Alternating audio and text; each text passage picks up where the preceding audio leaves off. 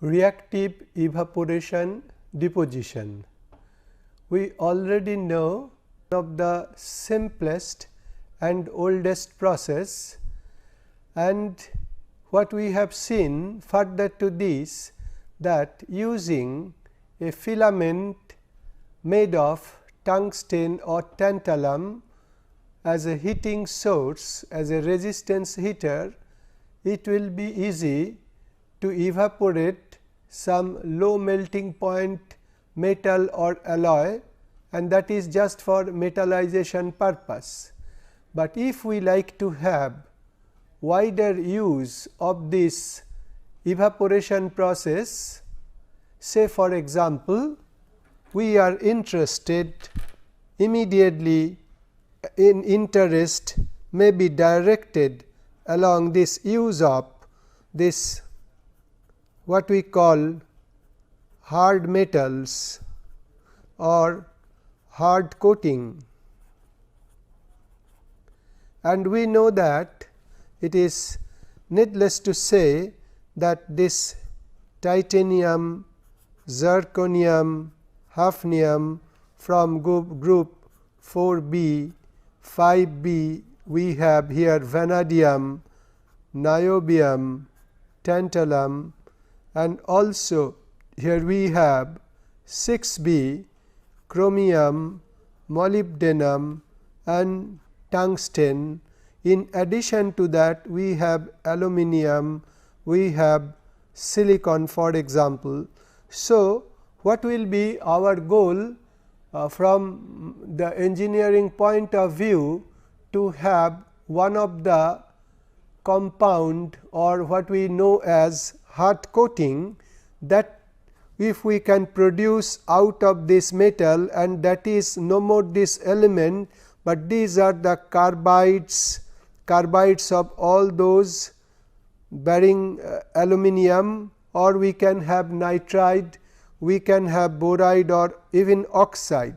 So, the question comes here, if we are interested in titanium carbide or zirconium carbide or chromium nitride or titanium nitride or tungsten carbide, how we can deposit this thing, or say for example, aluminum oxide, something like that. So, these are the material of immediate interest, because they have those required properties, means hardness, high temperature hardness, wear resistance, low friction, many of those can offer low friction and high wear resistance, and most importantly chemical stability, oxidation resistance, and so many properties which are definitely attractive from the standpoint of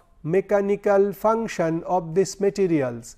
So, the question here arises whether we can use this evaporation process, that means this vacuum evaporation followed by condensation and deposition, whether we can apply directly those processes for this kind of compound which are formed by this group of elements, and that is the point to be noted and considered. So, here what we find, that reactive evaporation deposition, but first of all let us look into direct evaporation. So, direct evaporation means here that we have to have a heating source, and in that case directly this will be evaporated, or titanium nitride will be evaporated, or aluminum oxide will be evaporated. But here the question is that this material must melt and then starts evaporating, that means it can be straight solid to vapor or solid liquid to vapor, this path also it can follow, but the main issue here is the energy density or the power density of the heat source.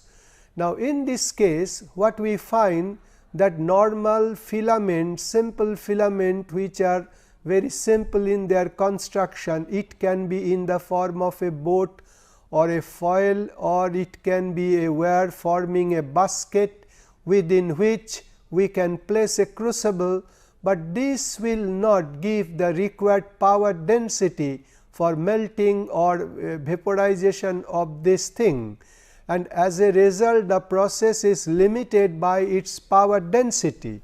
Now, here comes the electron beam gun. So, this electron beam gun as a replacement of this filament, which can be a foil or it can be a wire, that electron beam gun, that means it is actually an electron emitter. So, this electron emitter will have emission of electron, and which will be finely focused on the surface of the substrate or the surface of the material to be evaporated, and in that case we expect a high power density, and that can be used for melting and evaporation of the material. So, basically this electron beam gun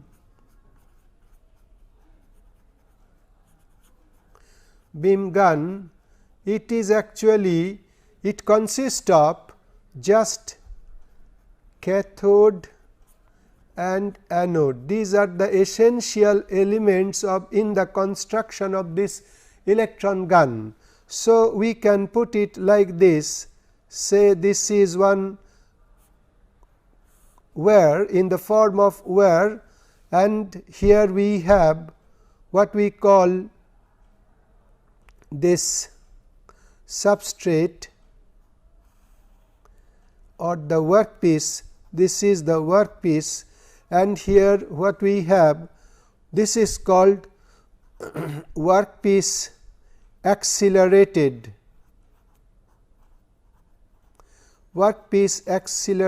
gun, and between these two we have low tension supply.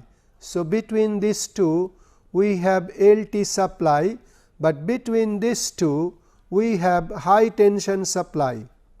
So, that is the high tension supply. So, this is just for heating this coil or this wire, and because of this there will be thermo ionic emission. Thermoionic emission, and with this emission we can have a finely focused. So, this is just like a focusing coil, it can be an electrostatic lens,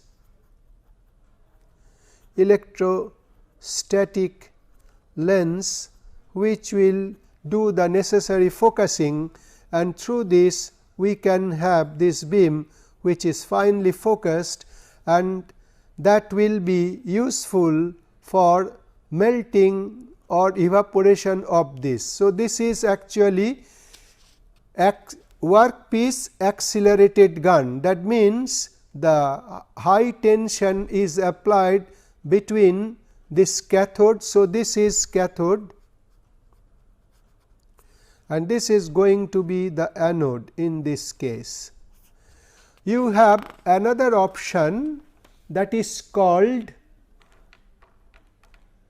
self accelerated gun.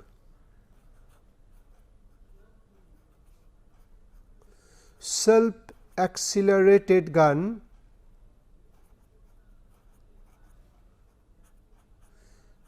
EB gun.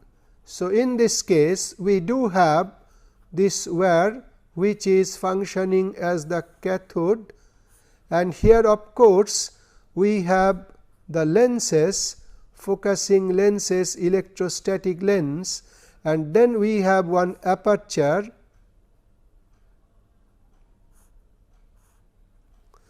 and through this again we have this focused beam, and that can be incident. So, it is an incidental beam and that is going to fall on this workpiece, and here we can have one magnetic lens also, that is for deflecting this beam. So, this is magnetic lens and this is just one plate with one hole, one slit. So, this is anode and this is one electrostatic lens.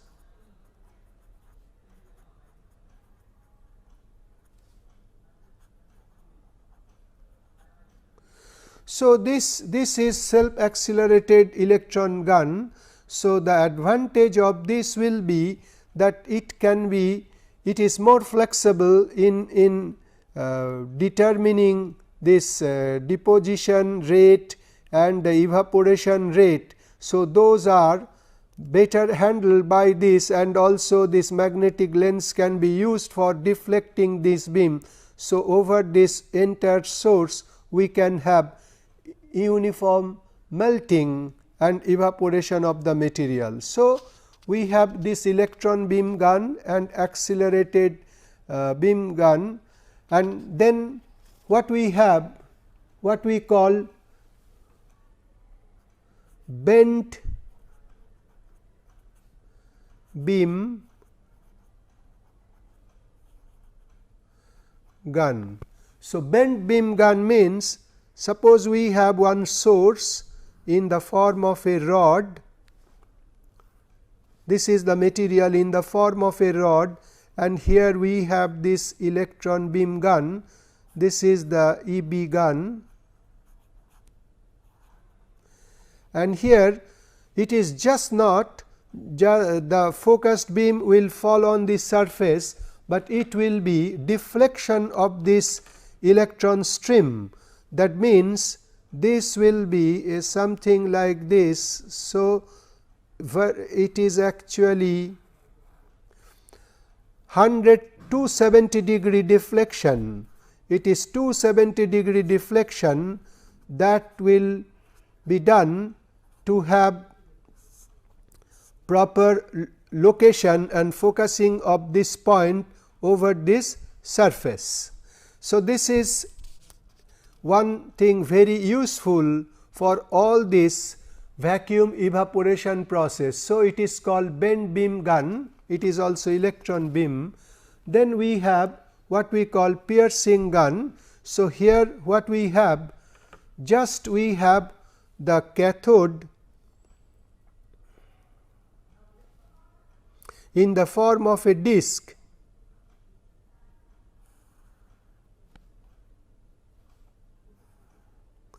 and behind this we have the heater, and that is also low tension,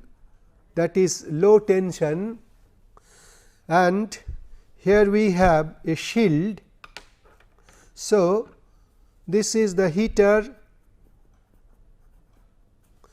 this is the cathode,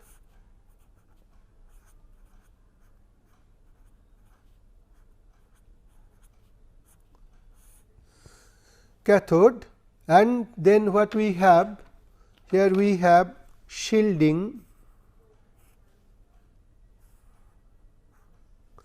and then what we have here, this is actually the anode. So, we can show this anode just like this. It is also having an aperture in the central position, something like this. So, this is anode.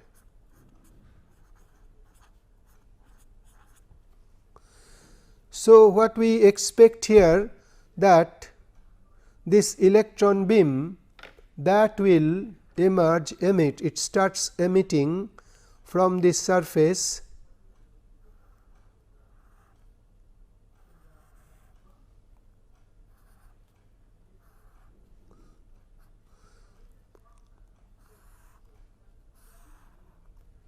and here we have the focusing coil,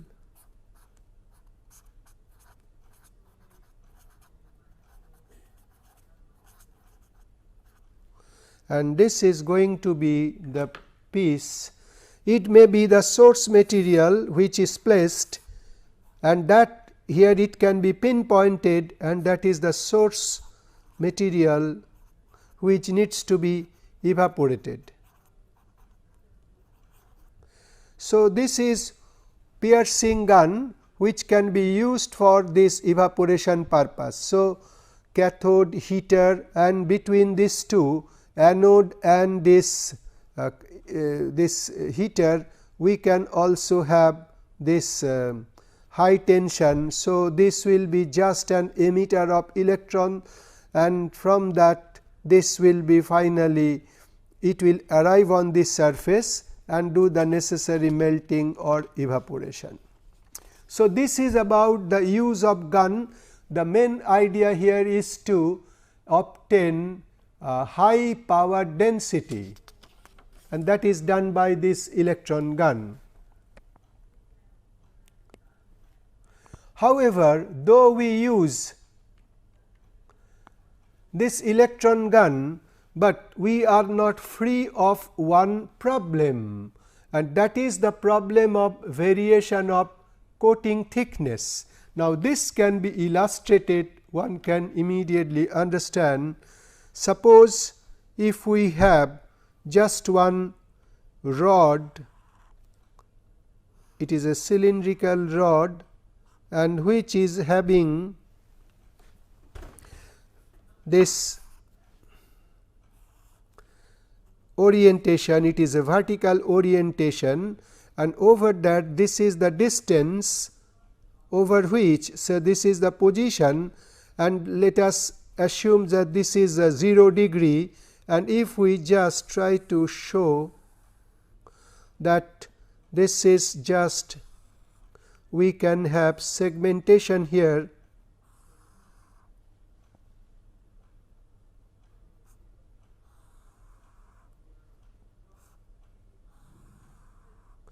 So, 10, 20, 30, 40 and 50 degree. So, that is the angle of divergence. Similarly, we can also write, we can also show in this direction.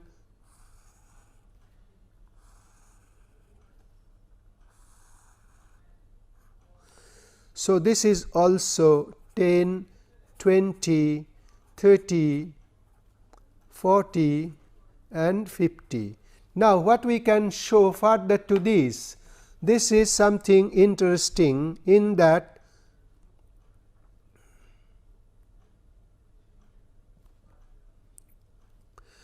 so what we can see here, that if we show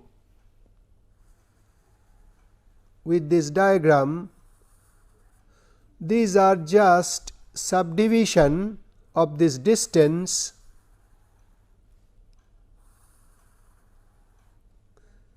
this way we can see.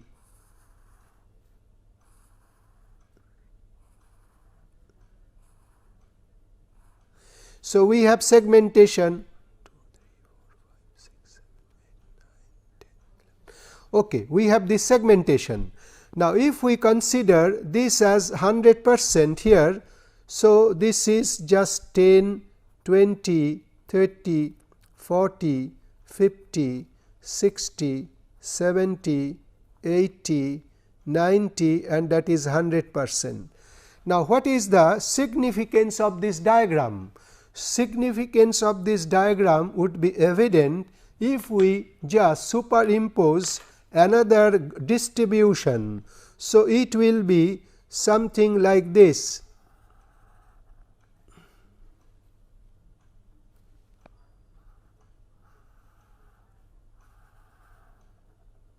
So, this is, so what we have shown by this red mark, that is very important.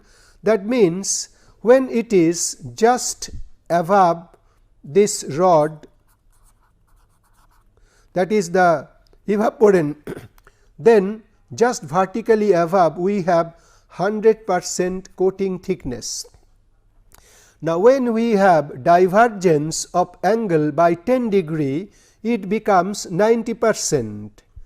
When it is 20 degree, it becomes, this is 80, this is 90, 70 and this is 60%.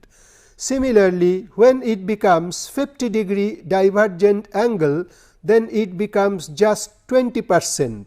So, this way we can see the variation in thickness, and this variation of thickness that becomes stiffer when we use an electron beam gun, it becomes stiffer.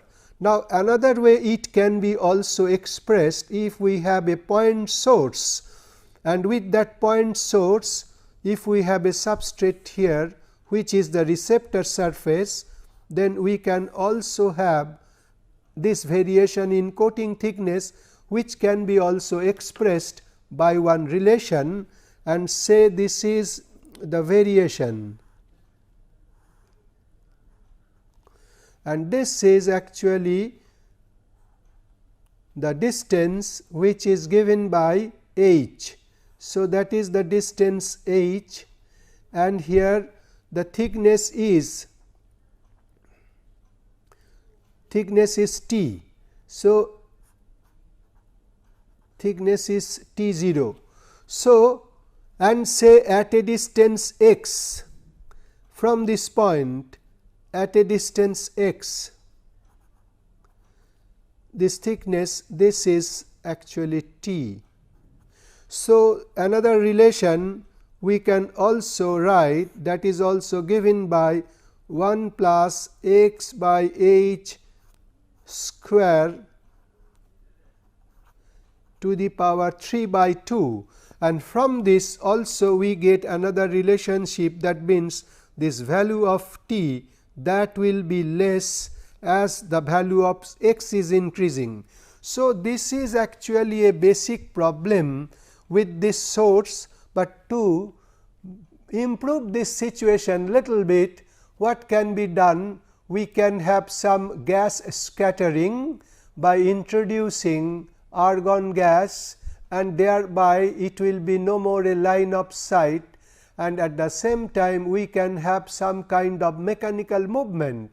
It can be a reciprocatory, it can be a rotary, it can be a sun planetary movement, it can be 3-stage or 4-stage rotation, that means sun, planet and satellite movement. So, within the system it is a mechanical device mechanism which can be incorporated to improve this so called stiff variation in the coating thickness, and that can be properly handled. So, this is one dimension of the problem. However, what we find, limitation of direct evaporation. What we mean by this, that means if we are interested, say for example, aluminum oxide coating, direct evaporation, that means this material will be melted, evaporated, and then that will again be deposited. It will arrive on the surface of the substrate, there it get condensed, and finally, it is available obtained in the form of a film. So, solid to solid. So, it is a solid in the bulk form, and now it is the solid in the film form, in the coating form. So, this only this formation changes, but it remains solid. Now, there are some of the material. So, what is the requirement? Requirement is very clear. On one side we have evaporation,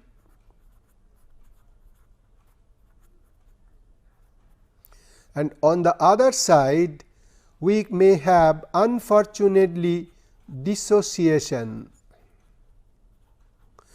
Now, the temperature in question where this evaporation takes place, it depends upon also the vapor pressure and the material, basic material property.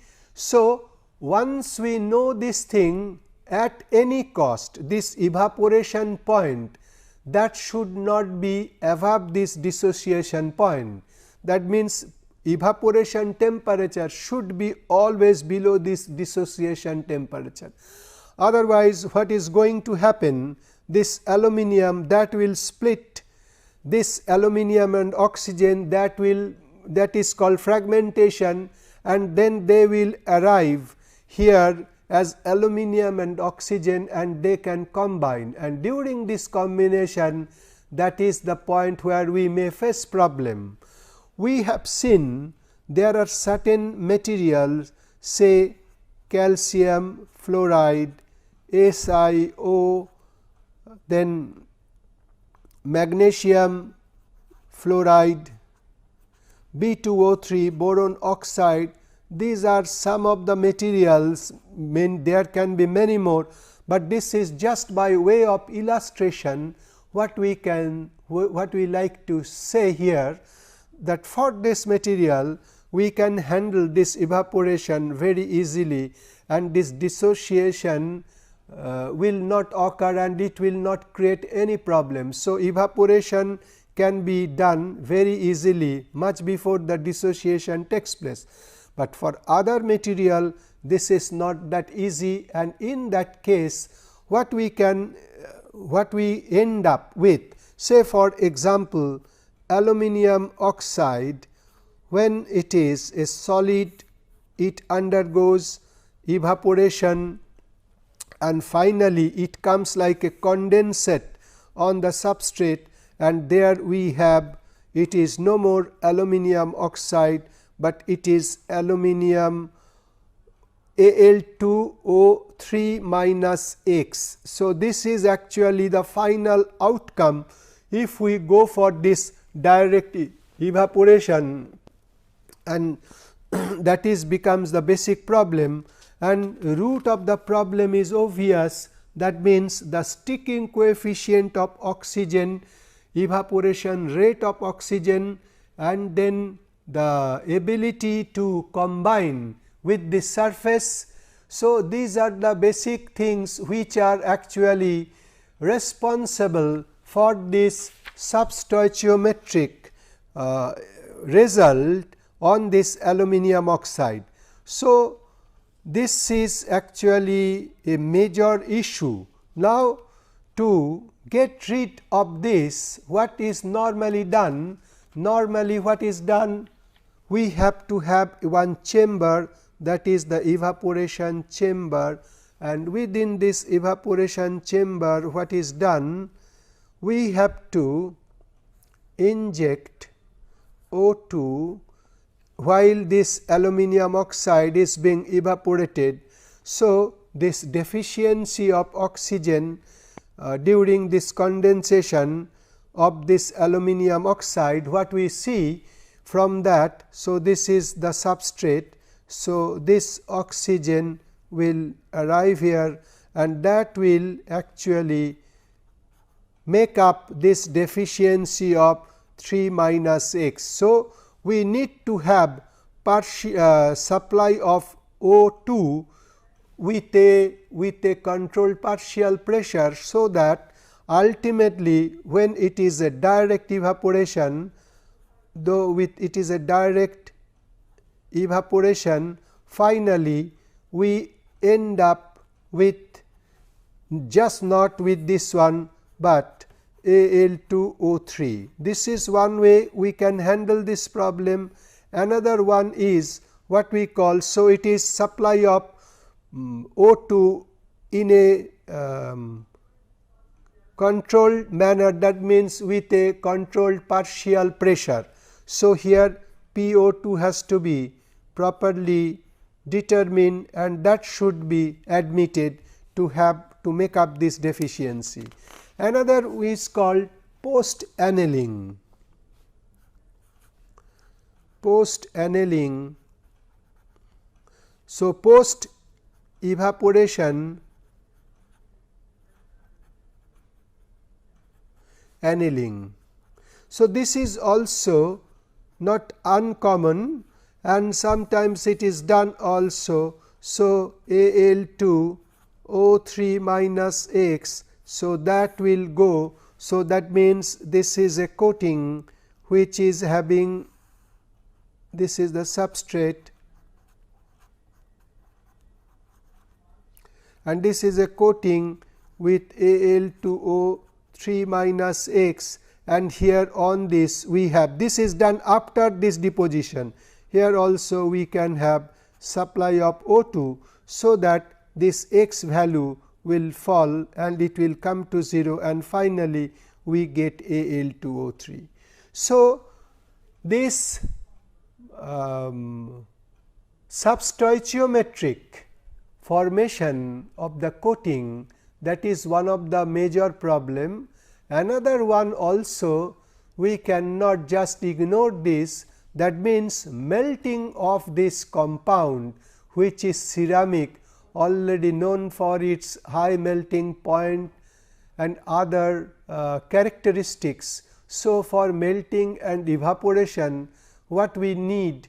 We need high power density. So, for those we need high power density, and sometimes it may not be that convenient to handle this thing. So, for that what we need? We need another process what we call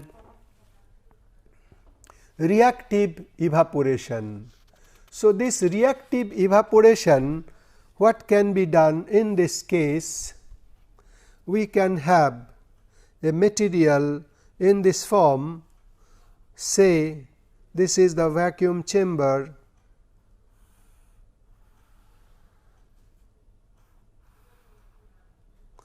and here what we have?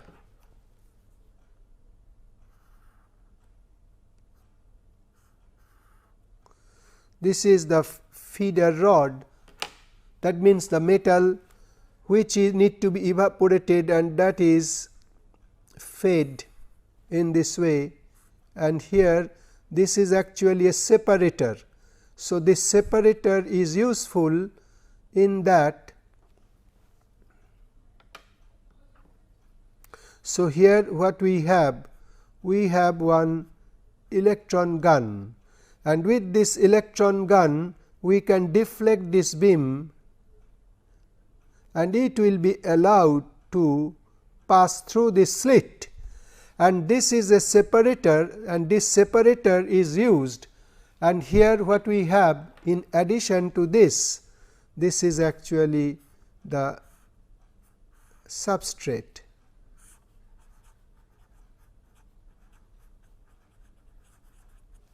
Say this is the metal rod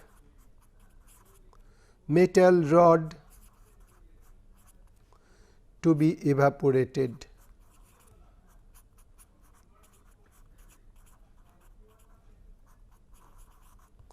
And that is the deflected electron beam. Now, here we can maintain two pressure, because this is the electron gun, and where we need a pressure of better than 10 to the power minus 3, but here to have, now to have this evaporation, it is just not evaporation, it is actually reactive evaporation. So, what we need here, this deposition of the material, and this is just the coating, and this coating may be, this is the metal, and from this side we have one reactive gas.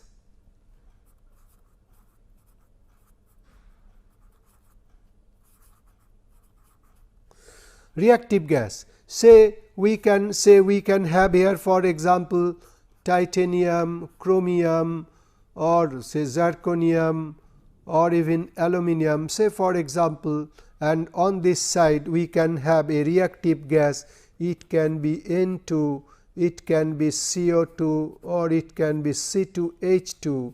So, with this we can have a reaction, the vapor is actually arriving here, and this gas which will be admitted, that will also arrive here, and as a result we expect a reaction to occur on the surface, and definitely with that we can have a reaction product, that means it is a reactive layer of this compound and which need not to be directly evaporated.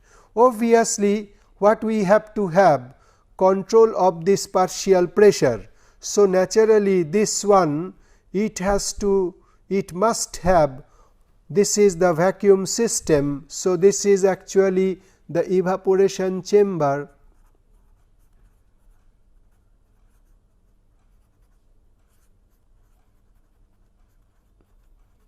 So, what is to be maintained here, all these gases which are admitted, for that we need MFC, that means the mass flow controller, which will allow the calculated quantity of material into this chamber, and at the same time the pressure is maintained on the downstream side by proper throttling of the valve on the downstream side, following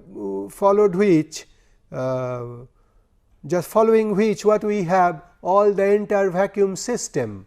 So, here actually we have a pool of material.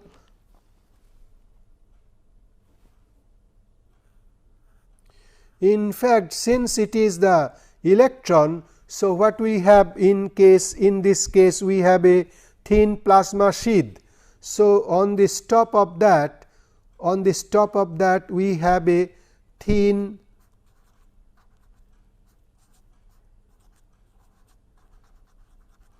plasma sheath just in this top of the molten pool. So, it is actually pool formation. So, here we have a thin plasma sheath. So, this way we can also have reactive evaporation. So, this will solve our problem and we can get very easily the coating of choice, and which can be mostly comes from those compounds of the hard metals.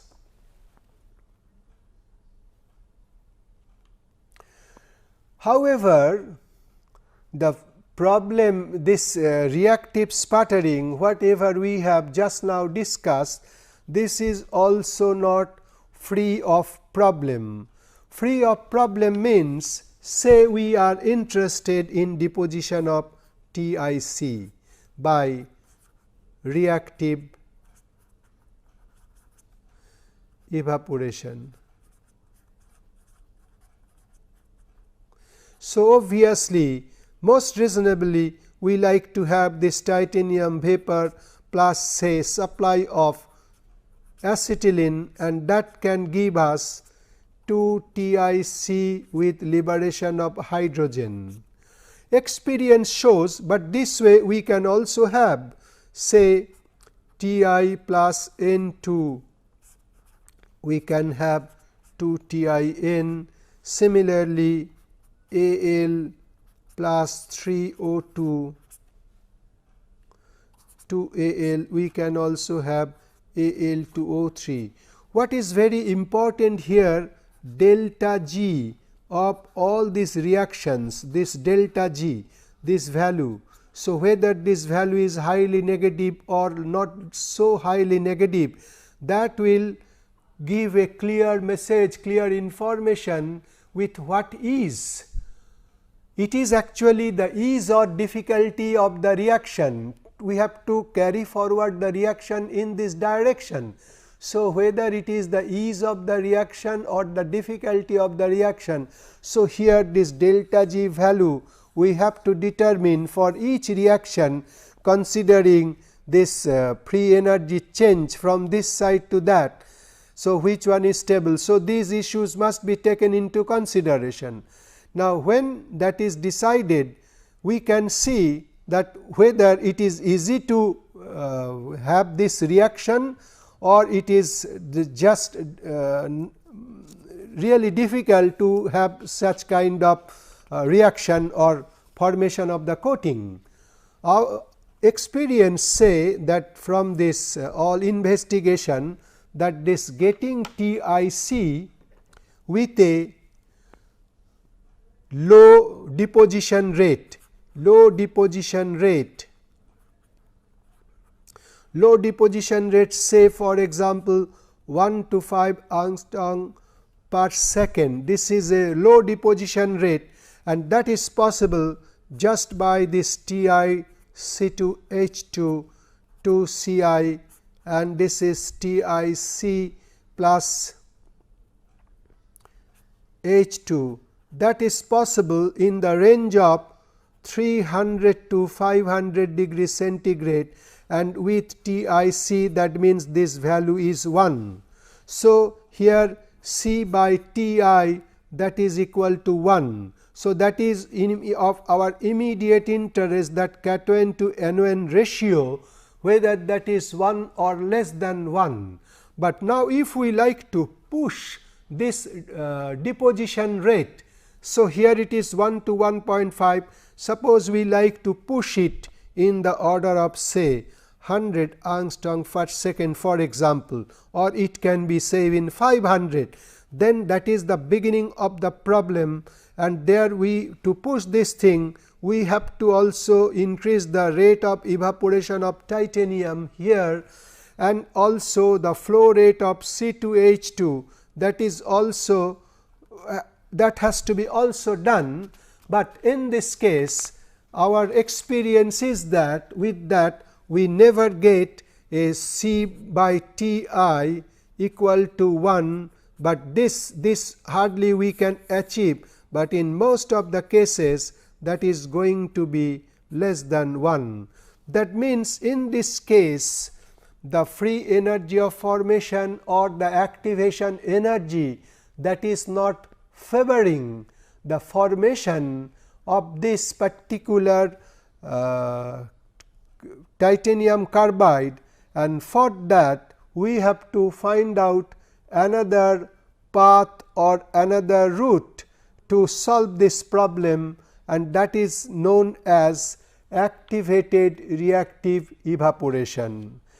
That means, in simple language, what we have to do here, that to activate those things, that means ionization of this metal and gas. In this case, what we see, it is just in the atomic state this reaction is going to take place. So, this is thermally activated.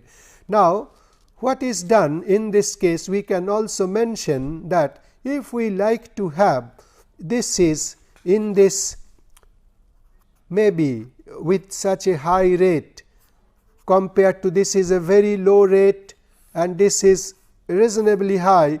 So, in that case, if we like to have this kind of thing, we must increase the temperature, but then the basic purpose of this PVD, say evaporation, that is actually lost, because here the whole idea is not to raise the temperature of the substrate, which are temperature sensitive, and in that case we cannot handle this substrate and the substrate will be damaged thermally. So, that is just not possible. So, we ought to activate the whole process, and that is known as activated reactive evaporation. And with this activated reactive evaporation, we have to have certain modification in the evacuation chamber. So, this is the evacuation, this is the vacuum chamber, or say this is the deposition chamber. So, here we have a separator. So, here we have the rod, that means the feeding rod, which is supplying the stream of metal, and then we must have this separator here.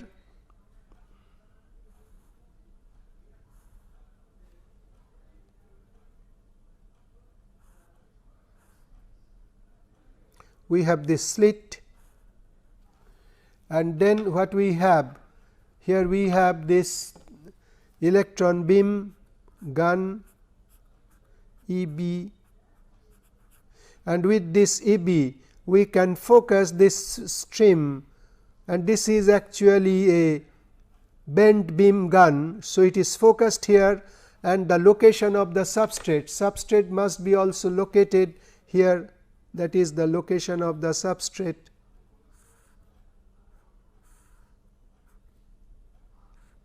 So, this is the location of the substrate. Now, what we have here, we have one like it is like a burner which is supplying this gas. So, the gas can be admitted from this side, and here we have a burner like thing. So, it is something like a burner from each side, we have this burner. So, this is actually radially arranged. So, gas is supplied radially. So, this is actually the front view. So, this is actually the supply gas, that means this reactive gas. So, this reactive gas is supplied radially from each direction. So, this is the supply of the gas, but what is important here, that here we must have one electrode, and this looks like a ring. It looks like a ring, that means this is almost like a ring.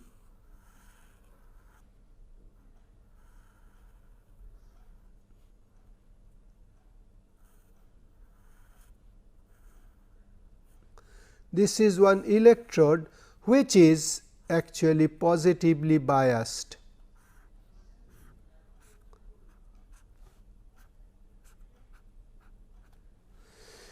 So, gas supply, this is actually the substrate.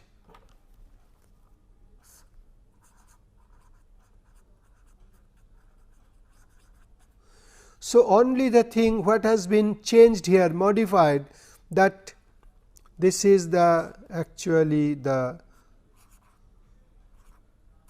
source material. So, that is the source material.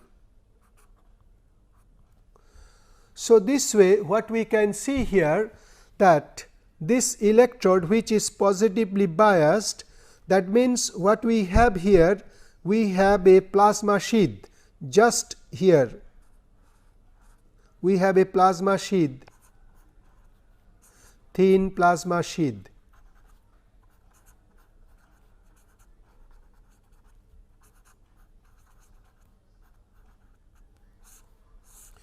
And there we have this secondary electrons which will be drawn in this reaction zone. So, this is actually the reaction zone. So, what we also want to like to have, that means in this zone,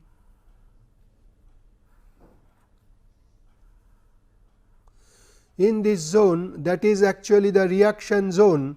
So, here what we like to have, this stream of metal vapor and the stream of this reactive gas, those will have some kind of collisional ionization.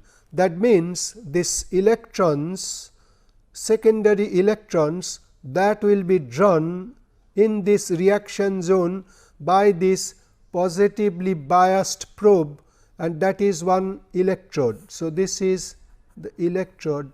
So, which is going to have, which is going to attract this secondary electrons, low energy electrons here, and these electrons, while in being attracted, they will have collision with the stream of metal vapor and this gas, thereby it can be ionized. So, both this reactive gas, it can be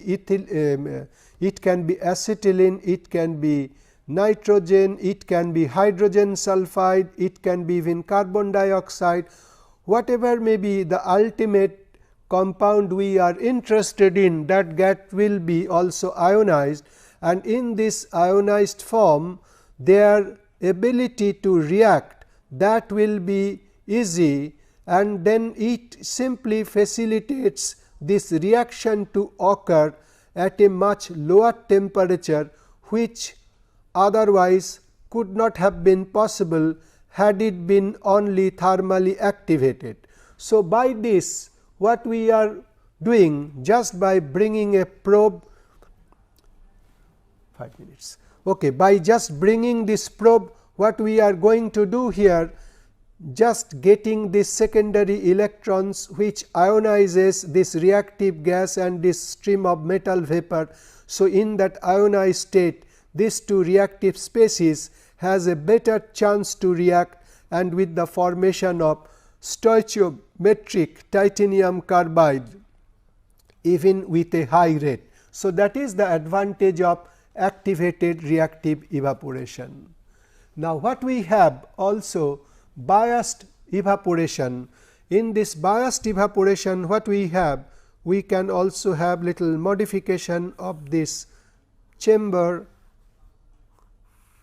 So, you have to have the vacuum system.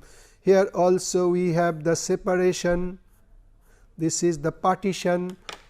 We do have here this feeder rod, that means the filler material which can be evaporated by this electron beam, and this is the electron beam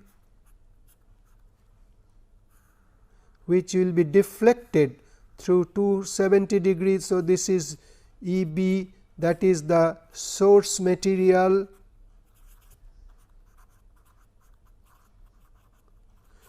So, it is separating two chamber, and here at the top what we have, that is the substrate placed.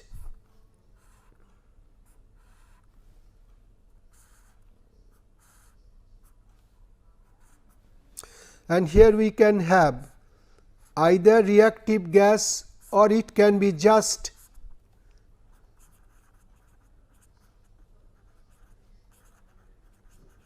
gas, also another gas for this plasma.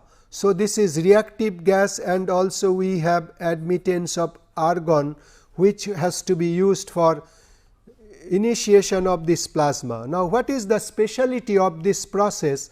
Here of course, the substrate has to be negatively biased. Substrate. So, this is the substrate.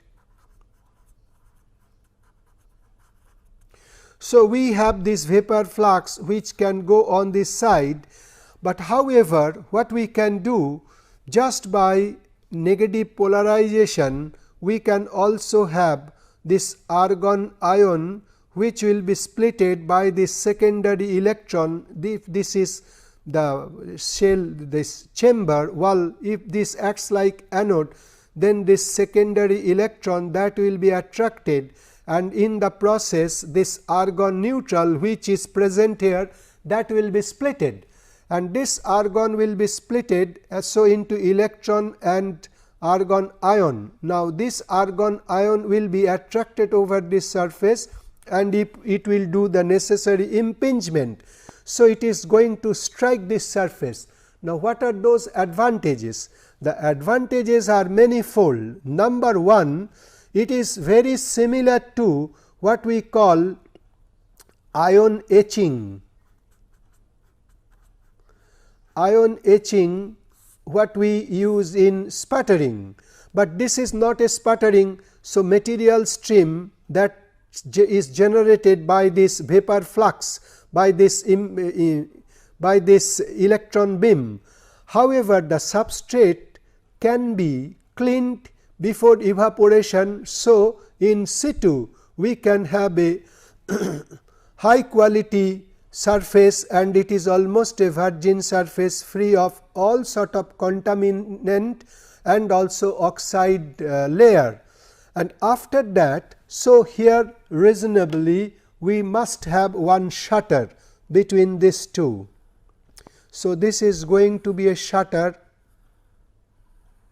blocking this flow of flux. So, this is actually one shutter. So, what can be done? So, at the very beginning, this argon ion that will cause sputtering of the top surface of the substrate, thereby that surface will be cleaned and that material may be deposited on the shutter. So, once that etching period is over, we can remove this one, and then this vapor flux that will be falling on this surface, and this becomes a receptor surface. But during this period also we can keep the substrate biasing, but during ion etching the bias voltage will be more. However, during the deposition process bias should be kept at a low rate, so that the sputtering, this deposited material which is evaporated and condensed, that should not be totally resputtered, and the material should not be totally eroded. So, during the evaporation process we can also have some kind of substrate biasing, and here we can have this argon ion impingement. Here the whole idea is to have densification of the coating. This is number 1. If there are some loose particle that can be also pulled out, that can be removed from there, and then also we can neutralize some of the stress for some reason if there be any tensile stress, and also if it is necessary some residual compressive stress, of course in a very controlled manner, that can be also induced on this surface. So, the whole idea here is that modification of the surface, it is the same material which can be deposited without biasing, and now with biasing we can have the basic morphology of the substrate, whether it is a columnar grain, whether it is a open column or porous column, or it is a dense column. We can also try to transform into equiaxed structure, and energy available will be useful, but this can be also extended for reactive sputtering. So, reactive sputtering, that will be also reactive evaporation. That means that is going to be biased reactive evaporation. So, the material which will be deposited, this flux of metal, and then we have the reactive gases, and then we have this ion energy of this argon which is impinging on this surface, and that will facilitate the formation of this reaction product in the form of a film on this surface with good and adequate property requirement.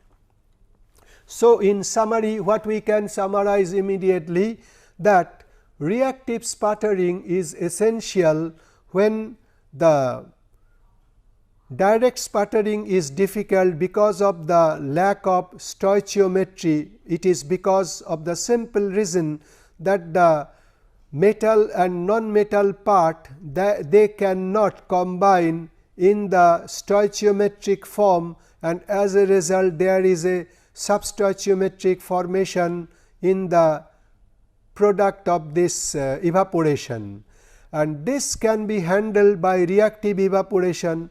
But in some reactive evaporation, what we have seen, that because of this limitation of this reaction and the free energy restriction, the activation energy restriction, the reaction cannot be conducted with the result of stoichiometric formulation. In that case, by activating the materials in the ionic state, this reaction can be conducted, and this activation facilitates this reaction to occur.